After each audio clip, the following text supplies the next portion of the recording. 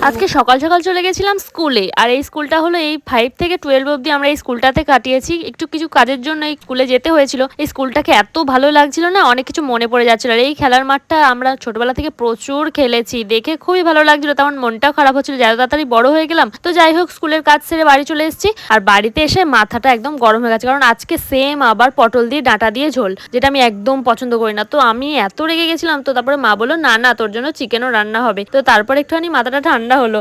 আর আমার মতো কারা কারা আছো বলো তো, যে তোমরা সত্যি সত্যি ডাঁটার তরকারি একদম পছন্দ করো না, তারা কমেন্টে জানিও। আর এইদিকে দেখো মাংসটা কত সুন্দর করে রান্না হচ্ছে। মাংসটা কিন্তু দারুণ হয়েছিল আজকে খেতে। তো খাওয়ার সময় ভিডিও নিতে আমি ভুলে গেছিলাম। তো তারপরে একটা টানা ঘুম দিয়ে বিকেলে চলে গেছিলাম ফুচকা খেতে। আর ফুচকাটা না দারুণ টেস্টি ছিল। তো আসার সময় নিয়ে এসেছিলাম একটুখানি দই আর একটুখানি সিঙ্গারা। আর আমাদের এখানে টক দইটা না এত ভালো এত ভালো, মানে কি বলবো, মানে পুরো ক্ষীরের মতো। তো আজকের ভিডিও এইটুকুনি থাকলো। ভিডিও ভালো লাগলে লাইক শেয়ার কমেন্ট করে দিও। দেখার জন্য নেক্সট ব্লগে, টাটা।